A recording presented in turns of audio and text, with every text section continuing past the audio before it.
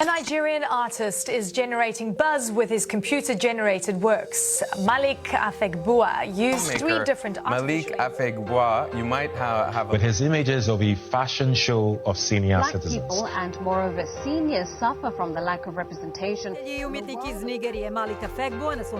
Nigerian-based filmmaker and artist Malik Afegbua was inspired to create what looked like a real catwalk for the often elderly. overlooked. The images force his audience to see the African elderly from a different perspective. In harnessing the enormous power of storytelling to shift mindsets and evoke emotions regardless of the medium of Malik expression. Afegbua, who is the CEO of Slick City Media. Using artificial intelligence, Malik Afegbua creates powerful images showing elderly Africans on an imaginary runway.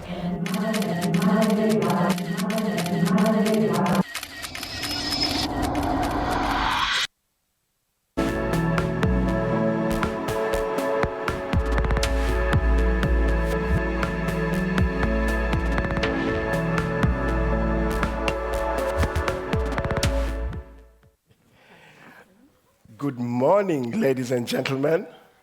Good morning. Did you guys have breakfast? No? Okay, let me share some African spirit, right? May I please ask everyone to stand up? So the ones who didn't have breakfast, you're going to have some supernatural breakfast.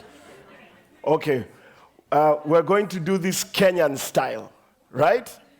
So when I say something, when I go like Malike, you say Malika, yeah? So we're going to introduce my team here. Yeah? So when I say Joye, you say Joy. Ah. Are you ready? Okay, let's try that. Malike.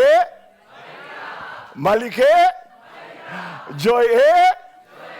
Joye. KIKK. Thank you so much. Please take your seats. I think the reason why I also did that is I'm so privileged for the second year to be speaking here, but this time around as a moderator. I even wore my cool checked pants.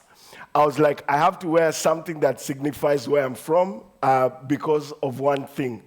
I love what I do. I'm what you call a creative technologist. And what we do is we run an organization called Black Rhino VR, and we see ourselves as agents of change, accelerating the adoption of immersive technologies in Africa.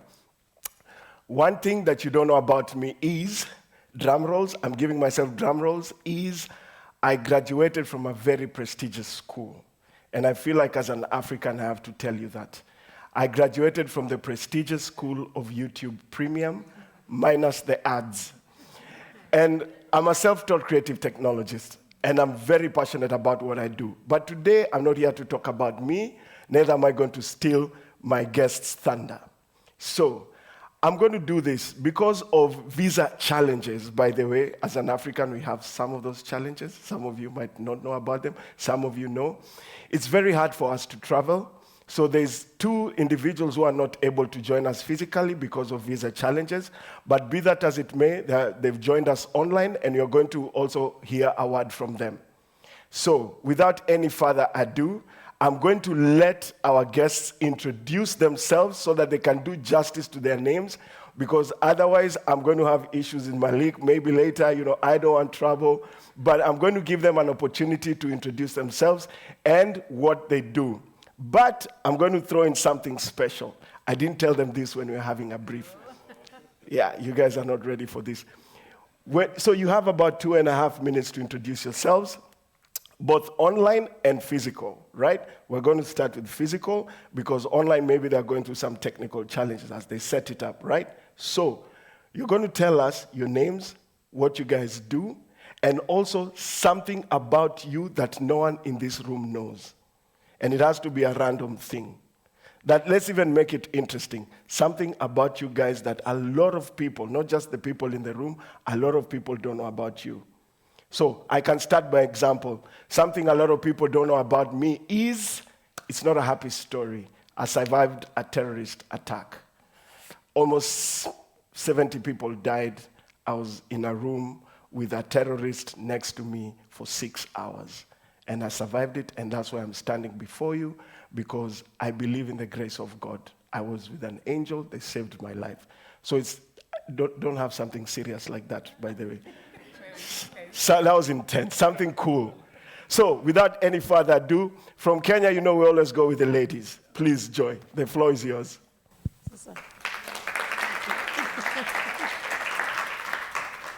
Thank you, Brian. My name is Joy Mawela. I'm from Johannesburg in South Africa. This is my first time in Belgium. I guess it's something they don't know. I'm glad to be here. I'm from the Wits University Incubator.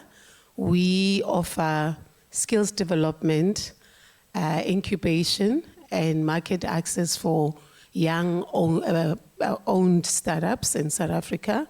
We also work in the Pan-African region. Hence, I know my colleagues here. We've connected through some of the programs, incubation programs that we run. They have played a vital role as jury members and as some of our participants. We have trained over 500 Pan-African startups, and we also have graduate programs. We train, we have an internship program in animation. We specialize in 2D animation. We also do gaming. We also do VR, AR, and MR. I watched you talk from last year. So all the things that end with R, we do offer that in technology. We also run an African Digital Innovation Festival called Fagugezi. Fagugezi, which means put up the power. So we are linked to the Wits University. So we obviously take their graduates and give them and upscale them in business enterprise development and professional development. And we also take their product to market. But we obviously do prototypes at this point because of funding challenges. We don't really get to develop everything fully. But we do kind of follow their progress by taking them to markets such as this one's, where we showcase some of their work. So our work, it's been one of the projects that we've worked on. It's being showcased at the market here. Please come check it out. It's called Kota Maker. And I think, okay, what am I scared of? I love hiking, but I'm scared of heights and snakes. Snakes, we live in the motherland. There are snakes. No, I know, but yeah, I love being around them, but I'm scared of them. Oh, no. And yeah, hiking, obviously, there's a lot of heights that I have to deal with, so I guess that's one of my worst fears in life. Thank you so much. At least that's cool. Thank you so much. Okay, my name is Malik Afegbua. So you remember my name. I'm a creative technologist as well, and a storyteller across different mediums of expression. So that is art, film, music. Currently been exploring artificial intelligence as well. The project you saw was my project called the Elder Series. I've been in the film industry for 16 years, but in the AI space for about 3 years. Just trying to find new ways to tell stories using technology as well. So something that people don't know about me is if I wasn't a creative, I may have been a comedian. My friends don't think I'm funny, but I understand. I crack intelligent jokes. So. But yeah, that's me. Thank you so much, Malik. And I really appreciate your sentiments because we've come from far. I mean, just to travel all this place and have this candid conversation is something I really appreciate. So thank you so much for making time. We are also joined online by Maz Masai, who's from Afande. Maz, are you there? Yes, I am. Can you guys hear me? Yes, loud and clear. Loud and clear, brother. Wonderful, wonderful, great. Did you get the emoji? So hello everyone. Yes, I got the gist of it. Okay, I think I'm good to go. First of all, I want to say it's a pleasure to be here. Secondly, my name is Maz Masai. I work for a company called Afande. Afande primarily works with the creative industries through investing. So we do a lot of loan investing in creative businesses, and we also do a lot of grant support for businesses in the creative industries. When at our inception, we were mostly focusing in Kenya, but right now we are in our 11th year, and we've been able to do this work in at least 10 countries in the region of Eastern Africa, and we're extremely proud of that.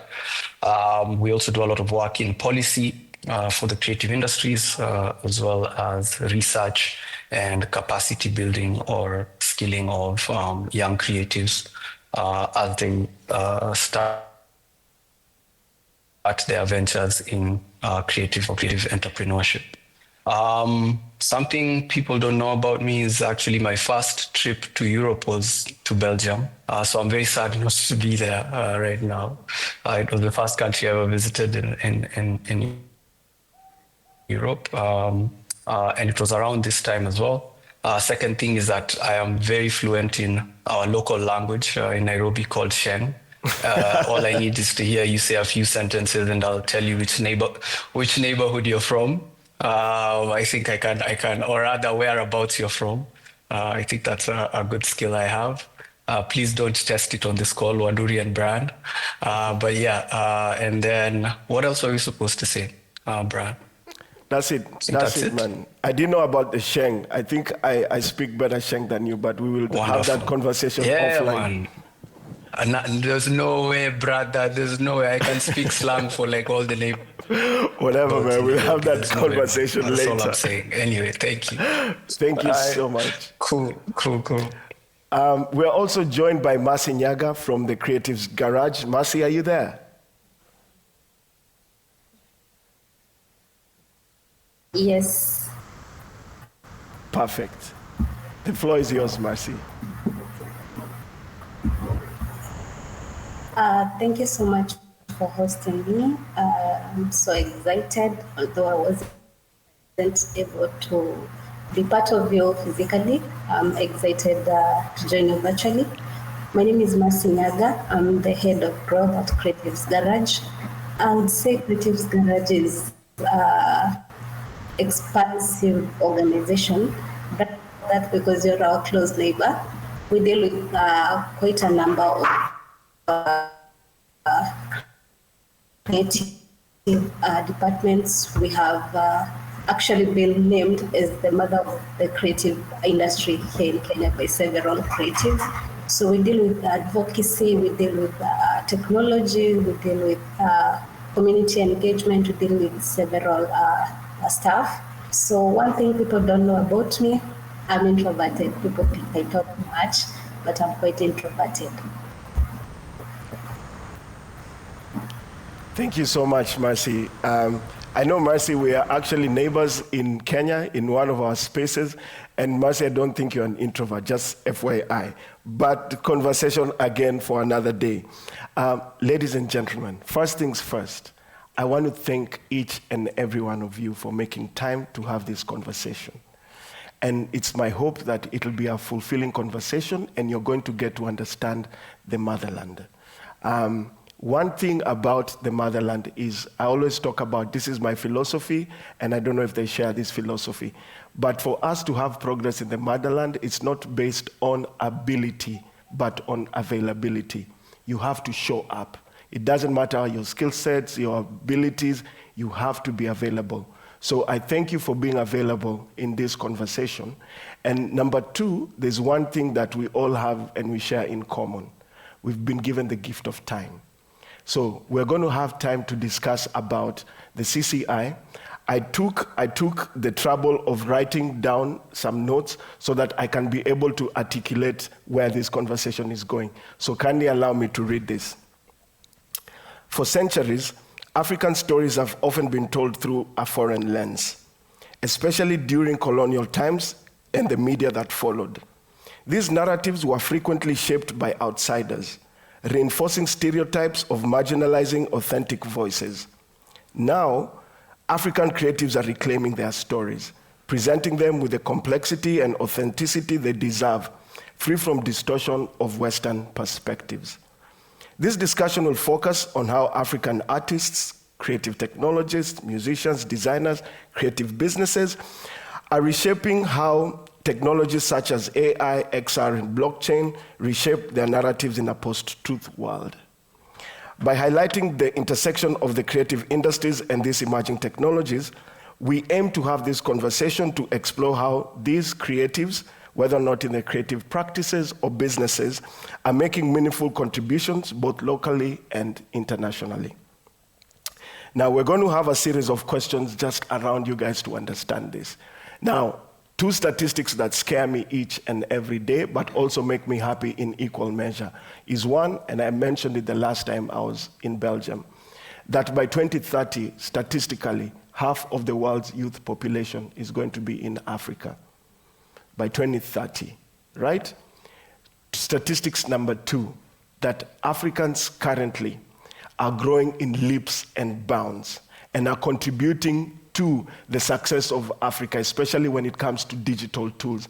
In Africa, digital tools are a source of liberation. They are a source of freedom and a source of expression. Now, we're going to talk about how these digital tools and these digital technologies have been applied in different contexts, and not just applied, what are we doing as Africans to change this narrative? Now, this is the scary bit of it. If you're here in the room and you represent an organization, you represent yourself, or you represent other communities, if Africa is not in your vocabulary according to growth, then you're looking at things from a different perspective. Africa really needs to be in your conversation and in your strategy when it comes to growth. Not just because we are going to be the youthful population, it's because we've been also able to innovate around some of the challenges that we have within the continent itself. So, because I love digital storytelling, right? It's important for us to realize that some of these conversations we've been having within the continent and out of the continent has purely sometimes been propagated by media that we are not able to control. Now that we are controlling media in a reasonable extent in terms of leveraging technology on our stories, my first question is to you, Malik. You're using artificial intelligence to tell stories about, for instance, your series called the Elder Series. How are you pivoting on this technology to tell these stories, and how within that framework of development are you maintaining authenticity in your practice to make sure that the African elders that we see right now are projected in the real sense of our ancestors? Thank you. That is a very brilliant question. And for me to answer that question, I have to take you back a little bit for the context. You know, AI works with data sets, and it literally trains on everything that it sees online. Now, the question is, do we have the right kinds of data sets in Africa? First of all, the data that it has, is it biased? Is it correct? Or is it just based off of what is online? Now, when I was first of all trying to create with AI, the Elder Series, I was getting very biased images. I'll put things like, give me a Nigerian man, an affluent Nigerian man on a fashion runway, and I see the opposite. You know, and I was wondering why was that? But that is because of the story that we have being told by a different lens, especially the media. You know, as Africans in Africa, we have to start telling the intentional types of stories. So that took me to a rabbit hole, first of all, to try to correct that misrepresentation first. So I had to literally train the neural network with my data, 16 years worth of data in the industry that I had, to make you understand this is what Africans look like, dress like, this is the materials we have, the clothing, it's the segmentation of like everything before I actually started to get those images that you saw. Then the training went from there. And this was not just a day stuff. I had to make variations back to back, you know, alter your Photoshop, illustration, everything before. Today, I successfully did that if you type in anything about old people on any AI software, you will never get a biased image. But that was because I was able to do that for that one. But take it to other parts of it. If you want to create other kinds of Africans, and you're still getting biased images. So that's the problem that we're still facing, data. You know, so that means if AI was trained with these billions of parameters in the world without regulations or without anybody filtering anything, what is that data? And today, that if we can control the data now, it means we have to create an African large language model. And the reason why we need to do that is because even just one village in Kenya might have 200 different languages. OpenAI doesn't know about that, but a Kenyan will know about that. So that means individually as people, we need to be part of that change of narrative. So what I am doing is putting out the right kinds of data, first of all, intentional kinds of data, and those are the kind of data that I use to create stories that I want to show you about who we really are. Because if I check in the references about, okay, I want to go back in history to find inspiration for the future about Africa, I get stuck in a space of, slavery and colonialism and everything, because that's mostly the story that has been told in the media. But we had stories before that. We had empires before that. We had many, many, many, vibrant things before that. But I always like to go beyond, what you'd normally see on the media. And what I've done was, not just even train it, but even get stories from living individuals that are aged 80, 90 and above, to use it to train the data as well, to get specific things that we don't see in the library books, online, anything, to get that right kind of data. And from there, I start to create stories that you want to see, narratives that you should see, and not the bad part, but the good parts of it. Yeah. And the Elder series was one of the things that I did, the fashion show for the elders. Amazing. And one of the opportunities I see there is there's a huge opportunity for us to create these data sets. So I think your networks determine your net worth. So if there's individuals in the room who actually wanted to speak to you about how we can be able to collaborate and create some of these data sets, it's also important for IP to be within the continent itself.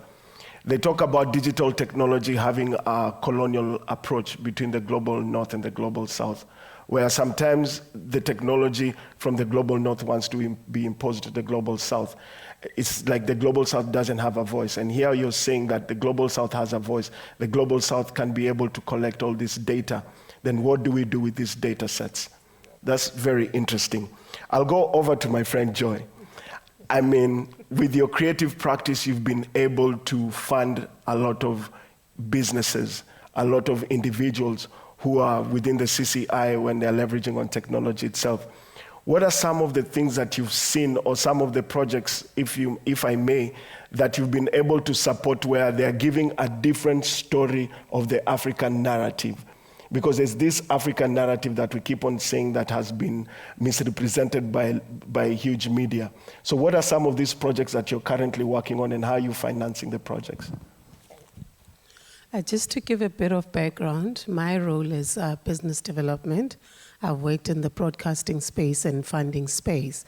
So I go through a lot of proposals, pitch decks, where I have really seen an improvement in the quality of the proposals and the pitch decks that they present to funding organizations and training institutions like Tsemolohong, which is our Vets Incubator. So I guess AI has enhanced how we present our stories.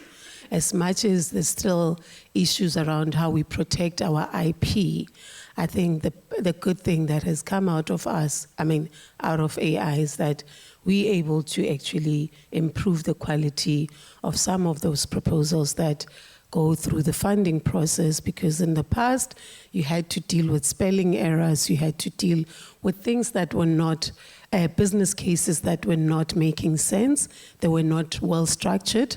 I think AI has actually enabled us to actually to enhance that part of the development process, because with Africa, I think everything starts with, I think we mostly at development phase when it comes to things like VR, mixed reality. So I guess it's important for us to really put more effort in ensuring that the quality of the work from a development phase, it's actually good before we take anything to market. Because there's nothing that annoys an investor than seeing a proposal that doesn't make sense, that is all over the place. And you have to somehow stick to the point. And AI has really allowed us to speak in a global and in a global language that everyone understands. And there's also threats around AI. I think it's a matter of awareness, because a lot of people are threatened when it comes to AI. They want to be sure that their IP is protected.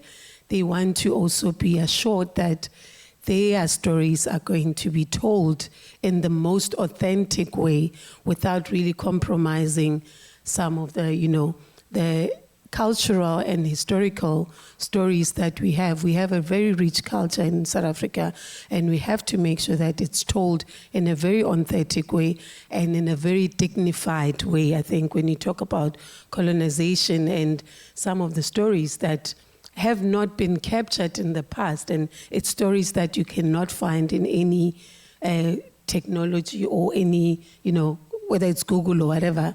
There's a lot of stories from the past that were not really archived or, captured in any form or whatever. Hence, you find that when you're looking for certain characters on AI, it's a character that looks Indian or a character that looks, white or any other race except our original, race. So I think those are debates that are ongoing. And it's up to us, because behind any technology or whatever, there's always a human element. So as much as we're threatened by the technology, by all of this, there's always someone's, original idea that went into that. The software that is there, it was a human that actually put it together. Anything that goes into building that technology, there's always a human element that goes into there. I guess this comes to another point where people are threatened that AI is going to take away jobs and robots are going to be doing all our work, but even a robot is built by a human. So technology will always have a human element. I don't see it as a threat. I don't see AI as a threat. I don't see VR as a threat. I think it has made things more accessible, and it's easy for us to really use it to enhance the quality of our storytelling. Wow, powerful. The essence of the human being and the soul is something that we've consistently been talking about in different circles back home. And the idea behind the difference between what AI can do and what it can't replicate, it cannot have our soul. And I feel like this is where, like you're saying, it's projecting to the kind of content that is being put out there. Maz, I will use that as a segue just to talk about the work that you're doing in HIVA. And also you have a new fund out that is supporting digital storytelling. Do you want to speak more about that? Yeah, sure. I'm glad to. First of all, the thoughts that have been shared are really, really cool. And I've got my mind racing, so I had a notebook here just to keep track of all the interesting things that are being said on the panel. Maybe what I can say about our work that is pertinent to this conversation is the work we've been doing around decolonizing and democratizing expression. I think for us, we definitely see the importance of creative technology as far as the creative industries and our cultural heritage and our stories as a people are concerned. And that has been very deliberate in how we've approached our investment opportunities as well as our granting opportunities as an organization. So one of the main benefits that has attracted us to this space is, of course, its abilities to archive, right? And archive real-world experiences in an immersive way. We are all facing, as a continent in very many ways, we are facing a threat to our cultural heritage. It is disappearing at an alarming rate. We are facing a huge, huge threat to our lived environments and our ecosystems, and they are shifting and changing at a rapid, rapid rate. And one of the benefits that we saw, particularly over the first time we engaged with Brand's organization, Black Rhino, is its ability to archive and document and sort of take a snapshot in time. It's one thing to have a film. It's another to put on a headset and let's say Brand is documenting a forest that's now in danger of being wiped out. It's another to put on a headset and then, be able to look around and feel like you're still in that forest. And what that benefit has for future generations is incredible. We've supported businesses in the past that have created creative technology solutions around archiving music for future generations and packaging them in a very fun and interactive way, which can then be easily replicated as a technology solution for learning and shared across different schools in the country to allow young people to learn more about our musical histories. But all this was sort of fueled by this intersection of creativity and technology. So how are we committed, I guess, to ensuring that, or rather, what are our steps to ensuring decolonization and democratization. So first of all, for a lot of the businesses that we invest in on the continent or in the country, we sort of have an insistence on local shareholding. We want to invest in local businesses first and foremost. This is not to say that we do not see the value of foreign players in our space, but for us, our primary concern is that the key drivers of our narratives, first and foremost, have to be people who are from here. And that has been one of the fundamentals that we approach our investing in creative technology businesses in. We also have a very huge focus on ensuring that young women, particularly, are empowered and supported to be business owners and to be key players in this space. So in the past, for instance, I'll speak about the work we did with a creative technologist by the name of Melissa Alela, who's a professor at a local university in Kenya known as Technical University of Kenya. And we were able to help her in a AR project, or rather finance an AR project that sought to build assets, local assets, the same things our panelists have said around not being able to see ourselves in stories, not being able to see the things that we use in day-to-day life on the continent in these stories as assets that you can use to do world building. So we were able to at least collaborate with her to develop such an undertaking. But we also feel that part of the ways that we can decolonize the space is through providing path to market. We realize that there are very many people who are interested on the continent as creatives in entering this space and sharing their ideas, but what they lack perhaps is an avenue. So we try as much as possible to not only support a product, but also support its entry into the marketplace, right? So that more and more people can see all the brilliant work that creative technologists are doing on the continent and engage with it. And lastly, we've also really worked really hard in the area of skills exchange. Brian, I think you're a testament to this. Again, we believe that Oh yeah, don't worry about that. I think it's just a technical thing that we'll be able to handle. Maz will join us in a bit. My apologies for that. I mean, Maz got me thinking a lot, actually, and I wanted to ask Masi the question because they've convinced Mozilla to fund a project around artificial intelligence.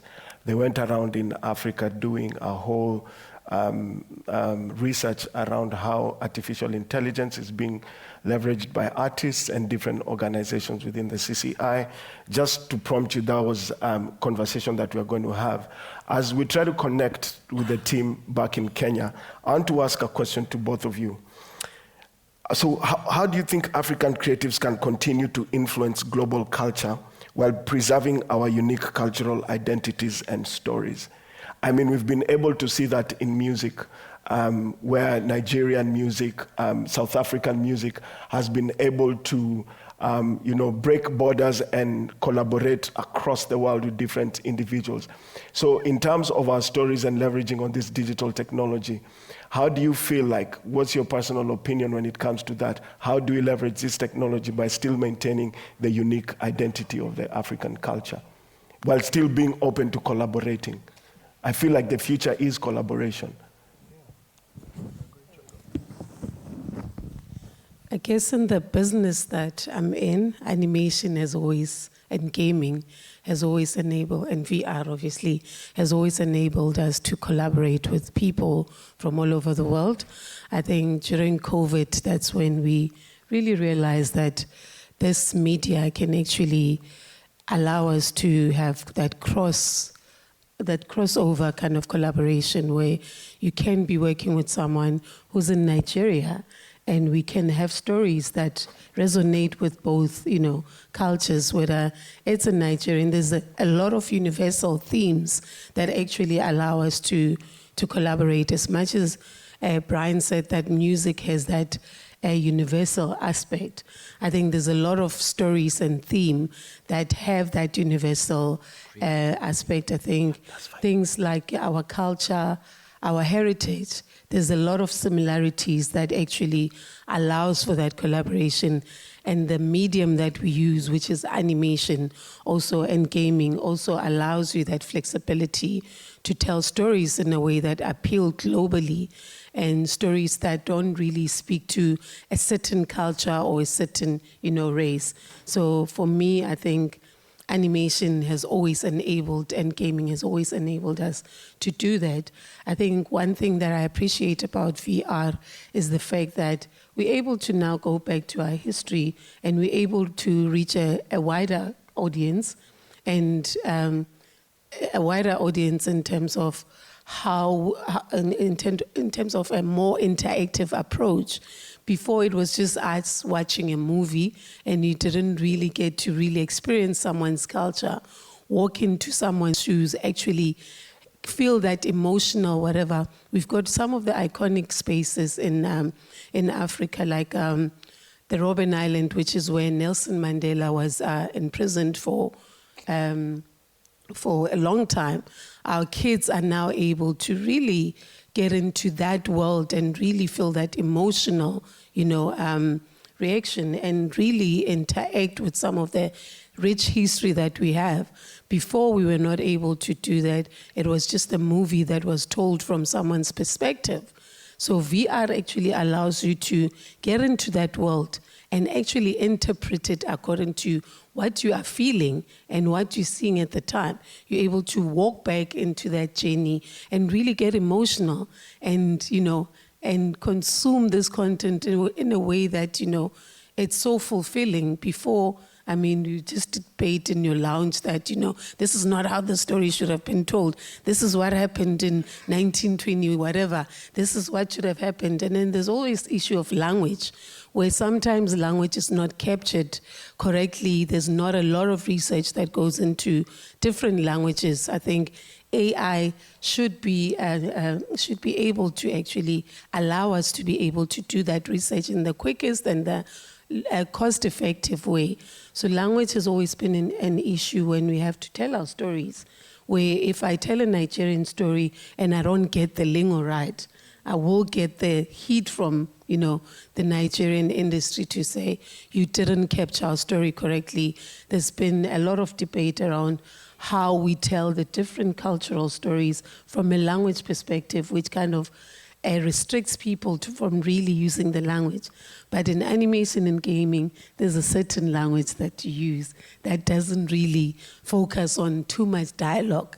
You're able to get away with the language by using, certain mechanics that allow you to communicate in a less dialogue format. So for me, I think animation and gaming can cross all borders. That's brilliant, very brilliant. For me, it is because I'm a storyteller and I shoot films, I shoot documentaries, TV commercials. So I like to call it intentional storytelling. I'm very intentional because I feel like storytelling is a powerful tool that shaped the world. Today, the world we're living in, most of our behavioral attitudes, clothing, everything was shaped via a form of storytelling. We've seen it in the film or listened to the music in the past. We always go back into, something to learn from something, And that is the power. And that is, I feel like if we have that power, why not make it intentional? So, for instance, if I'm telling African stories, I keep it on a theme that has to do with love, relationship, trials, challenges, tribulations. How do you come out of those things? So even if you're watching it in China, in America, you are still understanding the themes of it, but the cultures are there, embedded in it. The language is there, So the stories are always still very intentional. Like when I train creatives back in Nigeria, I always tell them, don't work for money, work for value. When you're doing things for value and you're creating and you're being intentional, money will always come. And that would help the next generation as well, because in 50 years, they look back to today to try to understand where they're going. Now, if they're looking back to today and they're seeing things that are not intentional, what's going to happen? So going back in history and going back into Hollywood, for instance, many of the Hollywood films have influenced society either negatively or positively. I can keep mentioning films and that, but that is why I make it very key for me that whatever story I'm telling, if I'm working with an organization and it doesn't align no matter what money I'm being paid, I'll decline it. I've done that many times because it has to be valid, it has to be credible, it has to mean something to me, first of all, before even to the public, because I have kids as well, so I'm always worried about what my kids are consuming and what would people consume in the next 10 years, if today we don't regulate the kinds of things that we put out there. So that is what I've focused on for the past 10 years, is make sure anything I put out there is true to my culture, true to me, and if you're listening or watching, it's speaking to you in a certain way, it's changing a particular kind of mind or perspective you may have, or making you feel just better about yourself, So, and I feel that is a very powerful tool with AI as well. Normally, if I'm shooting a film, it takes me a month or 2 months to plan, pre-production, everything. But with AI, I can do that in 2 days, in 6 hours, depending on what I'm trying to do. And that's very powerful. You cannot create things that don't even exist and make that powerful enough to change perspective in a different, sphere. So we're getting to a future where it's scary and it's also exciting, depending on what perspective you face. AI for good or AI for bad. And we all have to just preach AI for good because, what other way do we have? But I'll leave it with intentional storytelling. Yeah, thank you. Perfect. Guys, I wasn't being rude, honestly, and I was multitasking. I was able to listen to what you guys were saying. Maz, thank you for joining us again. You were speaking about cultural preservation. And then maybe I will prep you, Mercy, for the next question. I wanted you to talk more about the Mozilla project that you guys did and the AI, and how, as a business development, you're able to convince Mozilla to actually fund this particular project, because I know that is really around the docket of what you do. So, Maz, over to you, and then Mercy, just keep thinking about the question. Okay, no worries. Apologies for dropping off, guys. But I'm back. So when we're talking about cultural preservation, of course, we tie it back to always one, that a lot of the businesses that we invest in, we want them to be local owned, at least majority shareholding. But as I was saying, that doesn't mean that we don't think the rest of the world is important in this conversation of creative technology. And we have been very deliberate as well in sometimes funding skills exchange, or any sort of endeavor that allows a collaborative effort where peer learning can happen. Of course, we also believe that skills exchange goes both ways. So it's not necessarily that we want to help African businesses get the skills they need from their European or global North counterparts, but also that there's a lot that we have to offer, and there's a lot that we can teach and share on our end as well. So we are always very interested in facilitating such collaborations. We are also very keen on a variety of expressions, because that's the thing. I don't think people understand the wealth of expression that exists on the African continent. I think it's very easy for someone to assume that our main strengths are our cultural heritage, which is true. I do believe it is a very core part of who we are as a people. But there's so many new things that are coming up on the continent, right? There's so many forms of culture, or urban culture, pop culture, that are emerging on the continent. So anytime we are investing in storytellers, we always try and have that broad approach, right? That yes, we will have people who speak very well and authoritatively to our cultural heritage, but we also want to support people who sort of are navigating other new forms of identity on the continent that are important to them and are important to demographics that they work with or that they work in. So supporting a variety of voices remains a core part of our work. I think I'll save the rest for the rest of the panel, and maybe just to say that continues to be the ethos within which we approach our investment opportunities and our granting opportunities in the continent, particularly around new storytellers and storytelling through the use of new mediums. Yeah, thank you. Thank you, Maz. Much appreciated. Mercy, are you still there? Yes. Do you want me to rephrase the question, or you're good to go? I'm good to go. Perfect. So, some few months ago, Creative Garage came up with a Mozilla research that's called Ongea AI in collaboration with the Mozilla Foundation. So it's actually a series of podcasts whereby we engage with different creatives and professionals to help us understand how Africans, particularly the Kenyans, perceive AI and technology as well, and their stand on AI. So we have engaged several professionals and creatives. For example, Malik, who was able to talk about the design and the AI. We have had an opportunity with Joanne, who talks about the adoption of AI. So it actually expounds on the African in connection to the AI, how Africans are able to adopt to this AI, how creatives can come up with creative ideas, but still basing it on the AI. We have talked to the Kenyans themselves, engaging with the different creatives on the grassroots to understand how this AI has been implemented in their day-to-day work, as well as how they are now using it to foster their creativity. And what you have come to understand is most Africans are now turning from the manual and the local and the traditional way of creativity that was actually named as the African art should be, to now African art with an immersion of AI. And it's actually some good work. For example, if you look at Malik, he's doing a great work. So I would say it's something that has been productive, but I feel like there's still some challenges, especially in the technology education. Most people are not technologically educated. I would say ignorant on how now to use. I would base it on the creatives. They're not actually informed on how they could use this AI to foster their creativity.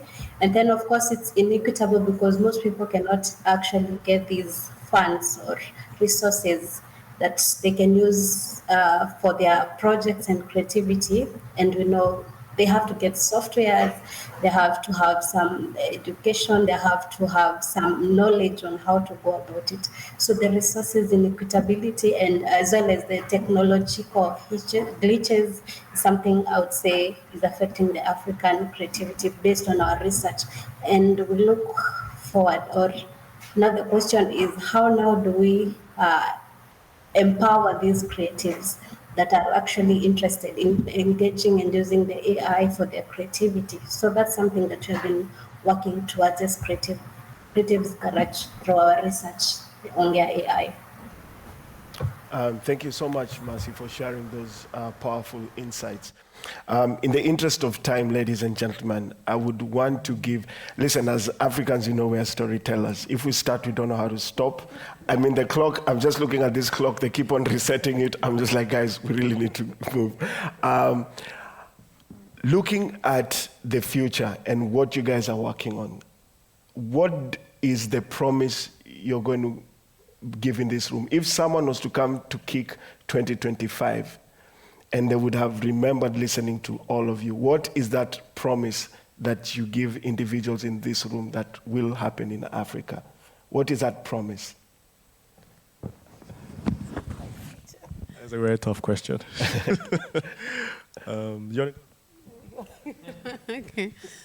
I guess for me there's a lot of high quality stories that will be coming up, and I think now we will be able to fast track some of the backlog of storytelling that has been parked for years because we didn't have the means to actually tell those stories in a more dignified manner. So I think there's now, it's no longer impossible. It is a possibility, and I think look out for the rich culture, the rich history that is going to come out of Africa. I think we have been doing a great job so far, but now we're taking it to the next level. So I'm excited about also how we integrate all the new technologies and the new mediums into telling one story. It will be nice to see a story that is told in animation, gaming, VR, mixed media. Like, for me, that's where we are all going. We will be able to tell our stories in those different forms, and it's quite an exciting time for us. I love this promise because you're in a position to make that happen. Definitely. So this is also not just a promise, but we hold you accountable. Okay. Yeah? Okay. Good. I'll take that challenge. Good. Okay. I haven't even told anybody this, but I've been working on a 90-minute AI film. Very high quality. I didn't tell you as well. Okay. Actually, it's meant to be a secret. It's meant to come out next year. Yes, so that will be showcased next year. It's going to come out next year. It's something that would, change how you see filmmaking and how you approach it. It's a scary thing, but yeah, that is one. And two, this promise is not what I have control over. It's a hope that we have more Africans here next year, no visa restrictions and all of that. A lot of, we'll be all here next year showcasing, talking about our powerful work and everything, higher quality storytelling, everything. But yeah, I think that's where I end. Perfect. We still hold you accountable, man. I'm watching out for that film. Yes. Yeah. Maz and Mercy. Well, I think in very many ways, we are all sort of, as far as creative technology is concerned, we're all sort of starting at the same place globally, or at the same time, not the same place. And we are very keen to ensure that African creators then have a level playing field, or as close a level playing field as their counterparts in the rest of the world. I imagine what would have happened to musical expression, for instance, if the whole world was discovering the piano at the same time. We saw how the piano came to Black people a bit later, and we got this wonderful sound that we call jazz. I imagine what would have happened if we got access to such an instrument earlier, right? So in some ways, for creative technology, I do feel that as a tool, we're all sort of starting around the same time, and we want to ensure that we aren't left behind as a continent. So that will be our commitment, that we not only want to support the usage of technology solutions in creativity, but we also want to support the innovation of technology solutions on the continent, so that we can also be a major player in that way and in that voice. So that would be what I want to say, and it's not a promise, it's a hope.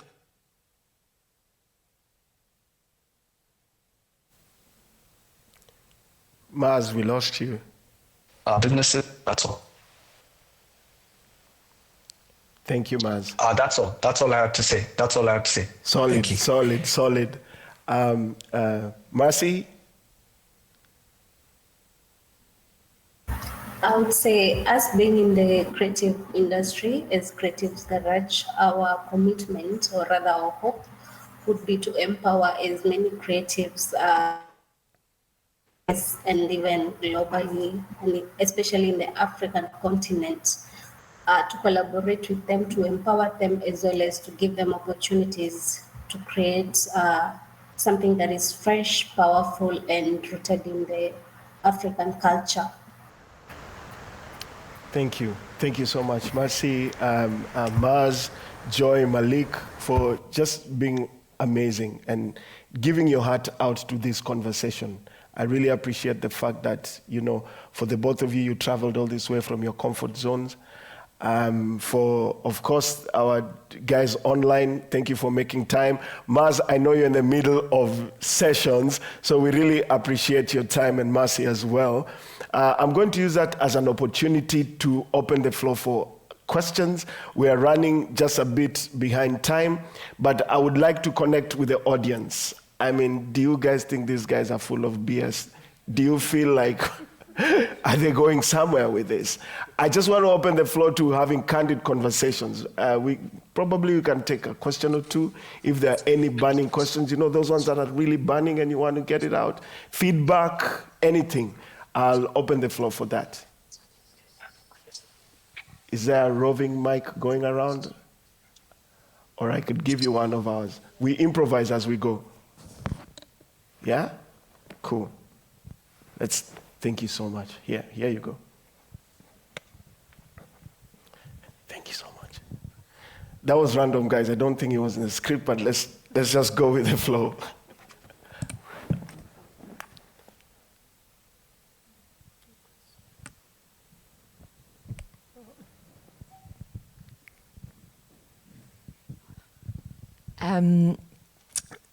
Hi. This is a slightly planted question because I've worked with Malik before on this particular area. Malik and I worked a few months ago on very early stage looking at what intercultural AI could look like. And what we kind of explored in that was this idea that for AI to be really intercultural, and it was super early stages, there was this need to allow for both really local specificity, but then this kind of international interoperability or intercultural interoperability. So you have these local technologies that really are bound to local culture that are able to function in connection with a diverse range of other technologies internationally. And I think it's a super interesting topic to explore, and I learned a lot from Malik when we were exploring it, and I'd love to kind of open that to everyone else who's on the panel today. What does it mean to create local technologies that are really bound to local cultures that have that functional interoperability at a global scale? Wow. Wow, okay, Malik, I see your friends.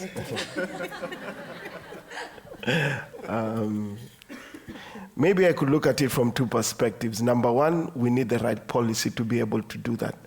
Looking at some form of bilateral or multilateral agreements between our countries that can create frameworks around collaboration.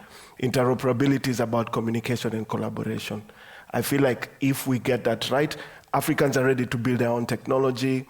One of the things that I personally came here to showcase is own African augmented reality, no-code technology that allows young people to rapidly build and publish AR without the need for code by lowering the barrier of entry to the technology. I feel like there's a huge opportunity there, and I'm with you on that. Indigenous AI should be advised and they should create an opportunity for us to be able to explore indigenous AI. I think if you ask me, collaboration is one of the ways that the governments can be able to help us. And also something as simple as visas. If I'm going to build something and I want to see what sort of frameworks they're using on the other side, I want to come over, see what the engineers are doing. I mean, it would be easier for us to be able to just get into a plane. I totally understand the intricacies around traveling, but I feel like the governments can support that. I guess for me is how do we support? There's a lot of ideas in terms of, technology, new technology ideas, but the challenge is how do we make sure that they go to the right markets and they actually build into, full-on operating tools. So that's one thing that we struggle with. We're sitting with a lot of ideas. There's a lot of startups that have come up with innovative ideas, which we're not able to develop into fully functional tools. So that's my biggest challenge where I guess the market, it's either monopolized or we are just not talking to the right people. We are not going to the right markets. We're not selling our product to the right people that can actually support the development or the production process of those ideas. So I think we're not short of ideas. There's a lot of those ideas that can actually help us in telling our stories in still the most authentic way, using some of the tools that are either coming out of Africa. I mean, there's a lot of musical instruments, for example, that we used in the ancient times that we can enhance and we can put them in different formats yesterday. I think what was interesting for me in the Wake tour was to see how some of the old, archived, whether it's books, whether it's a tool, whether it's an equipment, was really enhanced through, AI to be able to still be functional. So I think we need to collaborate with the right people. Universities are sitting with a lot of research. There's a lot of spin-offs that we can actually look into and really bring them to life. I think government and the private sector, especially because government is also, overcommitted. I think the private sector also should come to the party. They should start supporting the development of some of these ideas. Spot on. Malik, you want to answer to your pal? No, she has my answer already, right? So we can. Okay. Maz and Mercy, are you still with us? Do you want to take a stab on that question? Yeah. No, I felt like Joy was reading from my notes. I think all this AI and creative technology breaking a barrier of sorts. Joy, I think we're interconnected in some ways. But yeah, no, I just maybe to hop on what Joy was saying, I guess for us, what Brian described, that new platform that is seeking to democratize the AR and XR space was one of the projects that we supported as HIVA, and we jumped at it with open hands. And we were so happy to engage Brian and his team in the development of that endeavor. And so that continues to be the work that we do, that we open our doors. As Joya said, private sector has a role to play. So we continue to have very open doors and very open minds to creative technologists on the continent.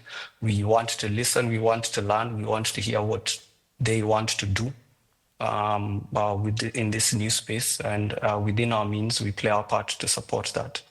So the way that private sector can come in very strongly, or the way we've come in, is through financing, and we'll continue to do that. And we also feel that exposure is a huge thing, as Brian has mentioned, this issue of visas.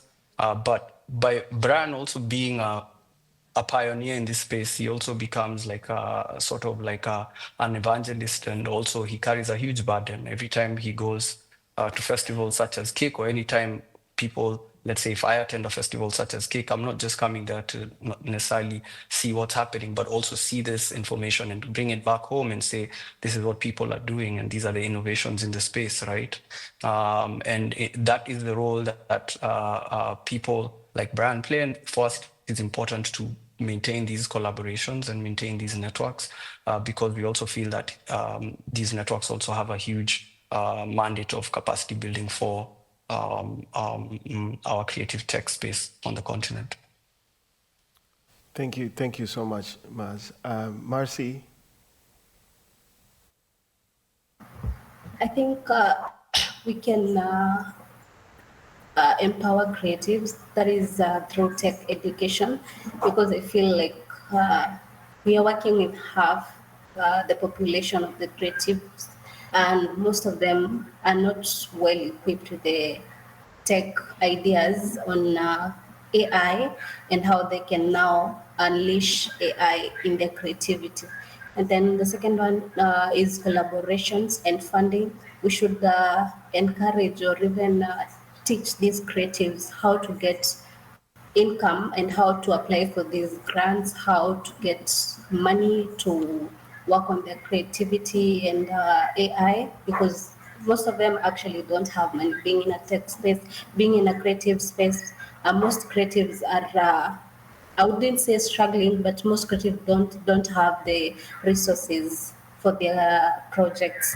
And then the last one, of course, is ensuring that we give them the spaces to showcase their creativity. This is through exhibitions whereby they can come and showcase what they have now created, the projects they have, so that now we can boost the creative economy as well. Thank you so much, guys, for your input. This is something I've thought about, actually. One of the challenges, and I don't know how Maz and the HIVA Fund do it, is how you can be able to value intangible IP. There's a product market fit that has to be right. And the biggest challenge I've come to realize in the ecosystem is I might develop an interoperable framework for me to build stuff, but if it's not making any financial value to it, then you don't also are not able to attract the right sort of funding, because there's only so many places you can go with this sort of grant funding. At some point you want to scale your market, probably you want to dilute your cap table in your organization. People in the creative economy sometimes don't think about the business of art and creativity, which I feel that, there's a form of demystification on, and HIV have done an amazing job with Maz and his team on how you can be able to value intangible IP. This conversation we can have later over a drink, beer, whatever, yeah? Ladies and gentlemen, thank you so much for your time. I mean, applause to you guys.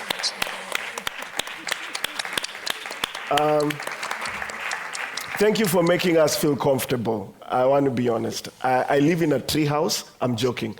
But where I come from, I mean, it's always about the mood in the room. You guys created a conducive environment for us and the panelists to speak freely and engage. So thank you so much for this. And to my panelists virtually, you guys are legends, even though we've had some technical challenges. Thank you so much, Marcy and Maz, for joining us. And of course, my physical panelists, thank you so much, guys. Beers on me after. Thank you. All right, cheers, guys. Oh, we take a selfie? Okay. Thanks, guys. Yeah, with you guys in the crowd. Okay, cool. I like that. Do we get your consent, by the way? It's cool. Yes, my finger. Okay, cool. Okay, let me get my phone out also. Wait. Cake! Cake! Sorry, my big head is in the shot. Nice, guys. Thank you so much.